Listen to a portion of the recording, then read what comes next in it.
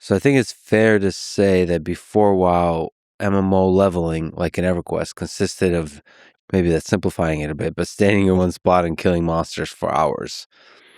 You helped develop with WoW, I would say, a revolutionary idea of quest-driven leveling, where there's a story-driven, quest-driven guide through the world, and it so happens that as part of doing that, you're also leveling the character. So the leveling is both fun and is the engine that drives the story that then also immerses you into the world and then pulls you in more and more and more and more. So take me through this process of developing that idea of quest-driven design. Sure. Yeah, there were actually a lot of people involved in it, and they all kind of contributed in their own unique ways. Alan Adham was the lead designer on WoW when we first sort of decided we were going to have a quest-based game. We used to joke that like EverQuest barely had any quests in it. Yeah. It did have quests. They weren't really in front of the player in an obvious way. You kind of had to seek them out on a website. And Alan knew that he wanted quests to be a big part of World of Warcraft. And so he hired me. That was my entry level position at Blizzard.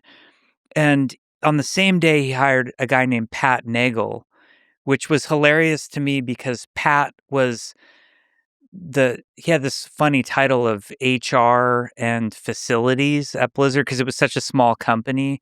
So like if you sent an application in, Pat would deal with the application, or if the toilet overflowed, Pat would have to deal with it. And so the whole time I was applying at Blizzard, I was going through Pat, and then on my first day they put Pat and I in an office together. And he's like, "Yeah, they hired me also as the quest designer." And so Pat, and he was the most wonderful guy. We had so much fun. So Pat and I kind of designed the quest system. It was Alan's idea to have it in the first place. And then there was that great designer I mentioned, Eric Dodds, who helped a lot with the interface of it all. And the idea was, at first, we actually, on a whiteboard in Alan's office, we estimated how many quests we thought EverQuest had to date. And EverQuest had, I think 4 or 3 expansions at that point in time. And we're like, wow, we have to make all of these quests like EverQuest has. It's going to be a lot of quests. And it's kind of up to me and Pat to do it all. And we believed all we had to do was match that EverQuest number.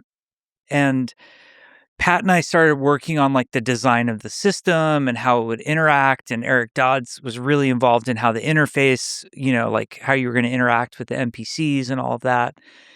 And we split up the world into like 2 zones. He was going to take Elwyn Forest, which was the starting area for the humans, and I was going to take Westfall, which was the sophomore zone after Elwyn for the humans.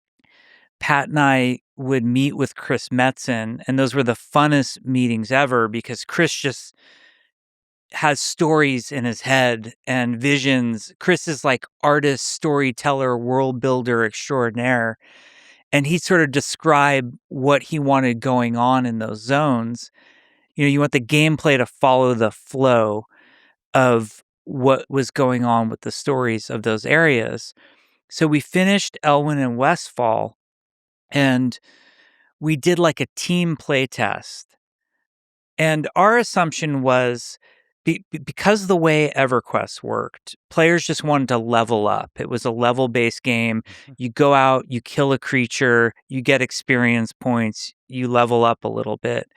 And so the way people played EverQuest is they'd find these areas where there were lots of creatures, and you'd usually find the best experience efficiency cycle you could find. So like fast respawn, kind of easy things to kill.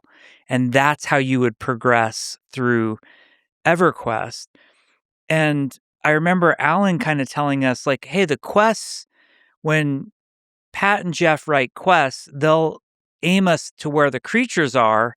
You'll do a quest, And then you'll spend a few hours killing creatures in that area afterwards. And that's how he imagined it would work. So we kind of set up the world that way.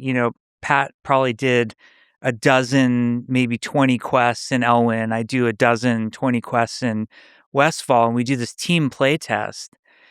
And we had a bunch of people on the team who never played MMOs, like guys with shooter background, StarCraft fans, etc. And they play World of Warcraft. I think we played for like an hour or two, and we only did Elwyn Forest. And the overwhelming feedback from our team, and these are people who really didn't play EverQuest, they're like, "My God, Pat, that was horrible. I ran out of quests like right away." And we're like, "Wait a second, you expect to just have quests just keep going?" And they're like, "Yeah, we expect to have quests just keep going the whole way." And we kind of had an oh shit moment right after that Elwyn Forest playtest where we realized like we had vastly underestimated the number of quests we were going to need. And we developed this philosophy that's kind of a shared philosophy across Blizzard games in general at this point. I've heard it outside of Blizzard, other people in the industry, which is you design it along the path of least resistance. So basically, what that means, like in EverQuest, the path of least resistance, if you wanted your character to hit max level, is to find the easiest creatures and kill them over and over again in place, which to some people think is very boring. To me, I would do that for 8 hours because I think that's fun. But we decided in World of Warcraft, we said, why don't we make the path of least resistance? So in this case, the way to get the best experience, the fastest, not to be killing creatures in one place, but will overload the experience into the quests themselves. And then that will move you through the world, which will get you to see everything. It will enable us to tell these awesome storylines. It sort of did a lot for the game, and I think it was like a fundamental change in the genre. Like, if you look at the things that EverQuest was very popular and very successful, and it was hitting like hundreds of thousands of players, and WoW blew the doors open and was tens of millions of players. And I think the fundamental difference there was that WoW allowed you to play as a single player. And what makes an MMO, massively multiplayer online game, massive is having the other people there. Mhm. And they're so important, or else the world feels kind of wrong and dead. But the concept that we have to force you to interact with them to do anything is very off putting to a lot of people. And the fact that people could come into WoW and just kind of the game design way of describing it is directed gameplay. Mhm. And some games have extremely tight directed gameplay. Like, for example, if you were to play a single player game like Last of Us, you'll have those moments where they'll be like, you'll come up to a log and press triangle to duck, or whatever the duck button is, left stick to duck to go under. And that's like the ultimate in directed gameplay. Like, they're telling you exactly what to do. On the other end of the spectrum is a game like Minecraft, like vanilla Minecraft, where you'll find it's very divisive amongst gamers who love Minecraft or hate it. The ones who hate it are like, I don't know what I'm supposed to do. Like, you drop me in this world, I'm supposed to dig or something. And that's the type of player that needs directed gameplay, or they're going to cycle out.